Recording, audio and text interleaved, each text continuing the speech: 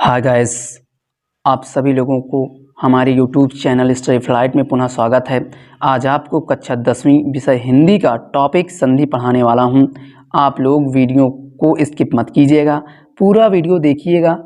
आप संधि के मास्टर बनने वाले हैं। देखते हैं अपने टॉपिक पे। संधि। संधि का मतलब होता है परिवर्तन। क्या होता है? परिवर्तन होता है। और परिवर्तन का मतलब क्या होता है? बदलाव होता है। क्या होता है? बदलाव होता है। संधि का शाब्दिक अर्थ मेल या जोड़ होता है। क्या होता है? मेल या जोड़ होता है, अर्थात दो वर्णों के मेल से बने नए शब्द को क्या कहते हैं? संधि कहते हैं। क्या कहते हैं? संधि कहते हैं। ध्यान से यहाँ पे समझना, दो वर्णों के मेल से बने नए शब्द को संधि कहते हैं। क्या कहते हैं? संधि कहते हैं। यहाँ पे वर्ण की बात हुई है। किसकी बात हुई है? वर्ण की बात हुई है। तो ध्यान से ये देखेंगे। देखो, जैसे हिमालय क्या है?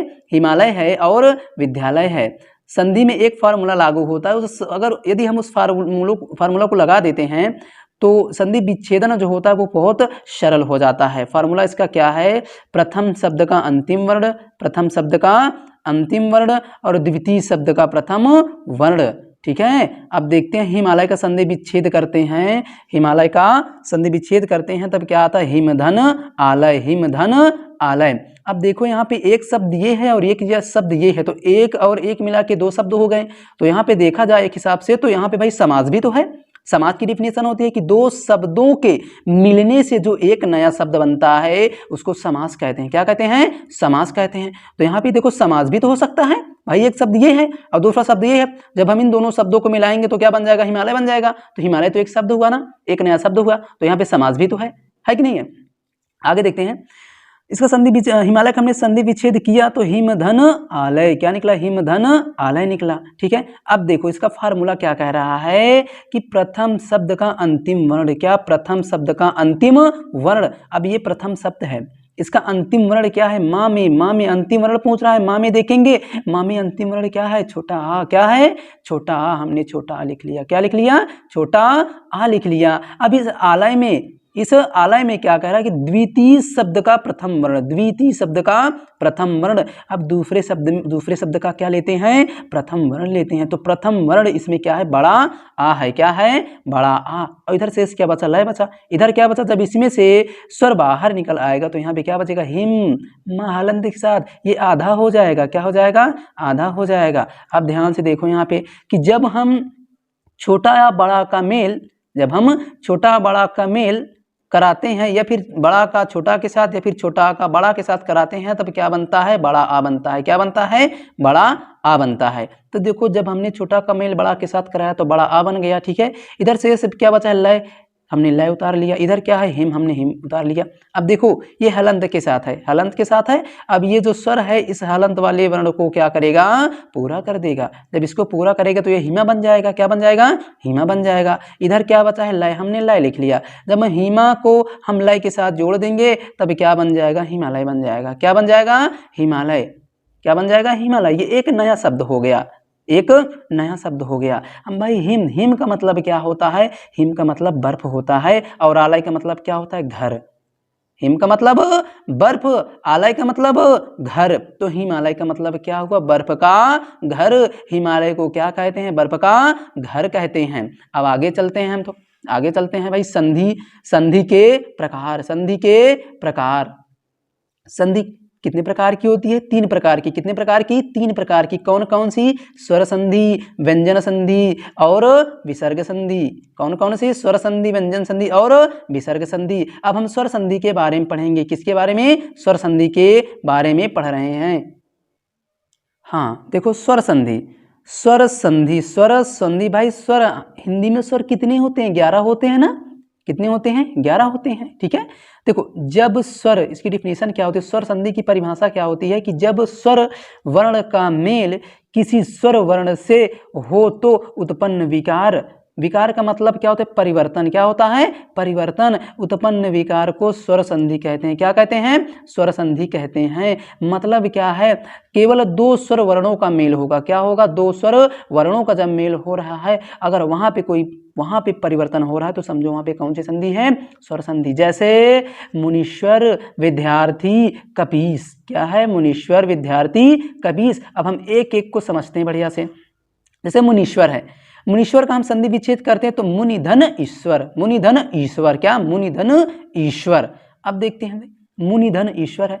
अब इसका एक पीछे फार्मूला बता चुके हैं, सूत्र बताएं कि प्रथम शब्द का अंतिम वर्ण और द्वितीय शब्द का प्रथम वर्ण। तो प्रथम शब्द हमारा ये है और द्वितीय शब्द क्या है? हमारा ईश्वर है। तो प्रथम शब्द का अंतिम वर्ण, देखो ना में अंतिम वर्ण क्या है? छोटी ई है, हमने छोटी ई को बाहर निकाल लिया है। और देखो ईश्वर में, इसमें प्रथम वर्ण क्या है? बड़ी ई, हमने बड़ी ई निकाल लिया है। इधर क्या बचा है? स्वर बचा है। और इस साइड क्या बचा है? मुन, है ना। ये जो ना है वो हलंत के साथ है। क्यों? क्योंकि इसमें से जब स्वर बाहर निकल आया है तो ये आधा हो गया है। क्या हो गया है? आधा। फिर जब हम छोटी का मेल बड़ी के साथ कराते हैं, या फिर बड़ी का मेल छोटी के साथ कराते हैं, या फिर हम छोटी का मेल छोटी के साथ कराएं, या फिर बड़ी का मेल बड़ी के साथ कराएं, तो उत्पन्न विकार क्या होगा? बड़ी ई होगा। क्या होगा? बड़ी ई होगा। हम पढ़ क्या रहे हैं? स्वर संधि। भाई देखो, स्वर दोनों है कि नहीं है? जब दोनों स्वर जब मिल गए तो देखो एक नए वर्ण की आवृत्ति हुई कि नहीं? एक नया वर्ण बन गया कि नहीं बन गया? एक नया वर्ण बन गया है। अब देखो यही बड़ी ई, ये जो स्वर है बड़ी ई, इस ना को क्या कर देगा? पूरा कर देगा। क्या कर देगा? पूरा कर देगा। तो ये क्या बन जाएगा? मुनि। क्या बन जाएगा? मुनि। इधर क्या बता है? स्वर, हमने स्वर लिख लिया। जब मुनि के साथ जब हम स्वर को जोड़ देंगे तब क्या बन जाएगा? मुनीश्वर बन जाएगा। क्या बन जाएगा? मुनीश्वर बन जाएगा। अब बात करते हैं संधि के भेद, स्वर संधि के भेद। किसकी? स्वर संधि के भेद के बारे में बात करते हैं। स्वर संधि के कितने भेद होते हैं? 5 भेद होते हैं। पहला होता है दीर्घ संधि। कौन संधि? दीर्घ संधि, गुण संधि, वृद्धि संधि, यण संधि और आयादि संधि। कौन कौन संधि? भाई दीर्घ संधि, गुण संधि, वृद्धि संधि, यण संधि और आयादि संधि। अब हम पढ़ते हैं दीर्घ संधि के बारे में। किसके बारे में? दीर्घ संधि के बारे में। और दीर्घ, हाँ, दीर्घ का मतलब क्या होता है? बड़ा। क्या होता है? बड़ा होता है। हाँ देखो, दीर्घ संधि, दीर्घ संधि का फार्मूला, दीर्घ संधि का फार्मूला क्या होता है? अकः स्मरणे दीर्घा। क्या होता है? अकः स्मरणे दीर्घा होता है। इसकी परिभाषा क्या होती है कि जब किसी लघु या दीर्घ सजाति, सजाति का मतलब होता है समान। क्या? समान जाति की सजाति वर्ण का मेल किसी लघु या दीर्घ सजाति वर्ण से होता है तो उत्पन्न विकार क्या हो जाता है?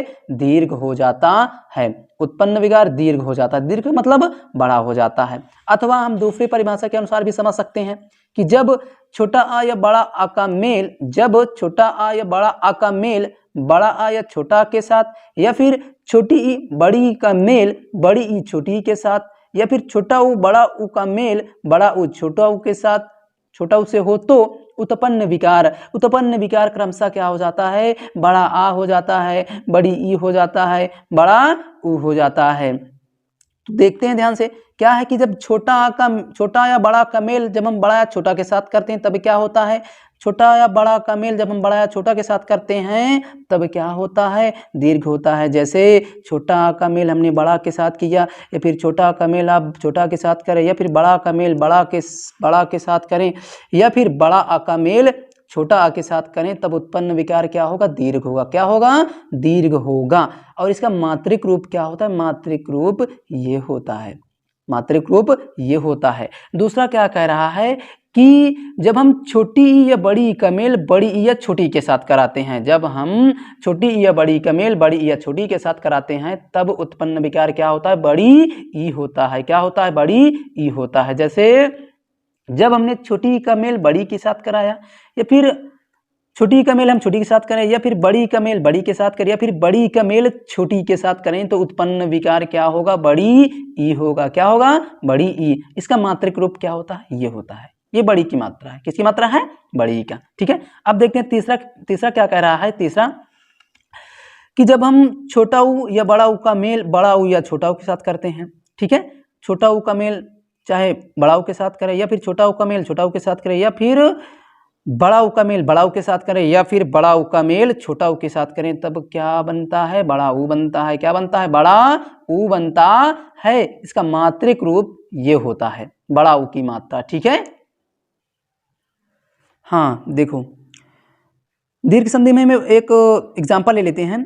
जैसे रजनीश, क्या लिखा है? रजनीश, रजनीश लिखा है ना। इसका जब हम संधि विच्छेद करते हैं, क्या करते हैं? संधि विच्छेद करते हैं तो रजनी धन ईश, रजनी धन ईश, रजनी धन ईश, वही फार्मूला अपना लो भाई। प्रथम शब्द का अंतिम वर्ण और द्वितीय शब्द का प्रथम वर्ण। देखो प्रथम शब्द का अंतिम वर्ण इसमें क्या है? बड़ी ई है। क्या है? बड़ी ई, क्योंकि इसमें बड़ी की मात्रा लगी है तो बड़ी ई हो गया। और द्वितीय शब्द का प्रथम वर्ण क्या है? बड़ी ई है, हमने बड़ी ई लिख लिया। इधर क्या बचा? सा बचा, और इधर क्या बचा? रजन। क्या बचा? रजन, क्योंकि ना से जब स्वर निकल गया तो ये आधा ना हो जाएगा, है ना। फिर जब हम बड़ी का मेल बड़ी के साथ कराएं, क्या कराएं? बड़ी का मेल बड़ी के साथ कराएं तो क्या बनेगा भैया? बड़ी ई बनेगा। क्या बनेगा? बड़ी ई बनेगा। अब उसके बाद देखो यहाँ पे सा है, हमने सा उतार लिया। इधर क्या है? रजन, हमने रजन लिख लिया। ठीक है, आगे देखते हैं। देखो बड़ी है, ये जो बड़ी ई है ये क्या करेगा? इस ना को पूरा कर देगा, इस ना को पूरा करेगा। क्यों? क्योंकि ये आधा है, हलंत के साथ है, ये आधा है। जब इस ना को ये बड़ी पूरा कर देगा तो ये क्या बन जाएगा? रजनी। क्या बन जाएगा? रजनी। और इधर क्या है? सा, हमने सा लिख लिया। अब जब इन दोनों को जोड़ देंगे तब क्या बन जाएगा? रजनीश। क्या बन जाएगा? रजनीश बन जाएगा। दूसरा उदाहरण देख लेते हैं। दूसरा उदाहरण है महानंद। क्या है? महानंद। महानंद का जब हम संधि विच्छेद करते हैं तो क्या होता है? महाधन आनंद, महाधन आनंद होता है। फिर वही फार्मूला अपना लो भाई। प्रथम शब्द का अंतिम वर्ण और द्वितीय शब्द का प्रथम वर्ण। प्रथम शब्द का अंतिम वर्ण इसमें क्या है? बड़ा आ है। क्या है? बड़ा आ है। हमको मात्रिक रूप को देखना है, ध्यान से समझना, हमको मात्रा को देखना है। क्या देखना है? मात्रा को देखना है। देखो इसमें क्या लगा? बड़ा की मात्रा लगा है। यदि आपको ऐसे समझ में ना आए तो इसका क्या करेंगे? इसका वर्ण विच्छेद कर लो। वर्ण विच्छेद करने पर जो अंतिम में जो वर्ण आएगा वही हमारा अंतिम वर्ण हो जाएगा। तो इसमें अंतिम वर्ण क्या है? बड़ा आ है। और इसमें प्रथम वर्ण क्या है? बड़ा आ है। इधर क्या बचा? नंद बचा। और इधर क्या बचा? महा। क्यों? क्योंकि हा में जब स्वर जब बाहर निकल आया है तो ये जो हा होगा ये आधा बचेगा। क्या बचेगा? आधा बचेगा, है ना। आगे देखते हैं। जब हम बड़ा का मेल जब हम बड़ा के साथ कराते हैं तब क्या बनता है? बड़ा आ बनता है। क्या बनता है? बड़ा आ बनता है। अभी 3 स्टेप हमने बताए थे ना कि जब हम बड़ा का मेल छोटा के साथ कराएं, या फिर बड़ा का मेल बड़ा के साथ कराएं, या फिर बड़ा का मेल छोटा के साथ कराएं, या फिर छोटा का मेल बड़ा के साथ कराएं तो उत्पन्न विकार क्या बनेगा? बड़ा आ बनेगा। क्या बनेगा? बड़ा आ बनेगा। ठीक है, ये तो बन गया। आगे देखते हैं। ये क्या लिखा है? माह। क्या लिखा है? माह। इस हा को ये वर्ण क्या करेगा? पूरा कर देगा। ये स्वर इसको पूरा कर देगा। जब इसको पूरा करेगा तो क्या बन जाएगा? महा। क्या बन जाएगा? महा। इधर क्या बचा? नंद। क्या? नंद। हमने नंद लिख लिया। जब हम महा प्लस नंद, जब हम महा शब्द को और नंद शब्द को जब जोड़ देंगे तब क्या बन जाएगा? महानंद। क्या बन जाएगा? महानंद। तीसरा एग्जाम्पल देख लेते हैं ध्यान से, बढ़िया। आगे देखते हैं। क्या लिखा है? भून्नति। क्या? भून्नति। भून्नति। अब इसका संधि विच्छेद करते हैं तो क्या निकलेगा? भूधन उन्नति। भूधन उन्नति, यही निकलेगा। आगे देखते हैं। वही फार्मूला अपना लो। प्रथम शब्द का अंतिम वर्ण और द्वितीय शब्द का प्रथम वर्ण। प्रथम शब्द का अंतिम वर्ण, द्वितीय शब्द का प्रथम वर्ण। भाई ये प्रथम शब्द है, इसका अंतिम वर्ण क्या है? बड़ा ऊ है, हमने बड़ा ऊ निकाल लिया। ठीक है, अब देखो द्वितीय शब्द इसका प्रथम वर्ण क्या है? छोटा ऊ है, हमने छोटा ऊ निकाल लिया। ठीक है, इधर क्या बचा? नति। इधर क्या बचा? भा, वो भी हलंत के साथ, आधा भा। ठीक है, जब हम बड़ा ऊ का मेल बड़ा ऊ के साथ कराएं, या फिर बड़ा ऊ का मेल छोटा ऊ के साथ कराएं, या फिर छोटा ऊ का मेल बड़ा ऊ के साथ कराएं, या फिर छोटा ऊ का मेल छोटा ऊ के साथ कराएं, तब क्या बनता है? बड़ा ऊ बनता है। तो देखो यहाँ पे बड़ा ऊ का मेल जब हम बड़ा छोटा ऊ के साथ कराएंगे तब क्या बनेगा? बड़ा ऊ बनेगा। क्या बनेगा? बड़ा ऊ। ठीक है, तो देखो यहाँ पे ये बड़ा ऊ बन गया। यहाँ पे क्या लिखा है? नति, हमने नति वैसे ही लिख लिया। इधर क्या है? भा। इस भा को ये बड़ा ऊ क्या करेगा? पूरा करेगा। क्यों? क्योंकि ये आधा है। जब इसमें स्वर मिल जाएगा तो ये पूरा व्यंजन बन जाएगा, है ना। ये बड़ा ऊ इस अधूरे व्यंजन को पूरा करेगा। तो जब इसके साथ ये जुड़ जाएगा तो बड़ा भू बन जाएगा। क्या बन जाएगा? भू। प्लस इधर क्या बचा? नति। ये नति हमने लिख दिया है। जब इन दोनों को जोड़ देंगे तब क्या बन जाएगा? भुन्नति। क्या? भुन्नति। भुन्नति बन जाएगा। यदि वीडियो अच्छी लगी हो तो प्लीज़ वीडियो को लाइक करें और अपने दोस्तों के साथ शेयर करें, और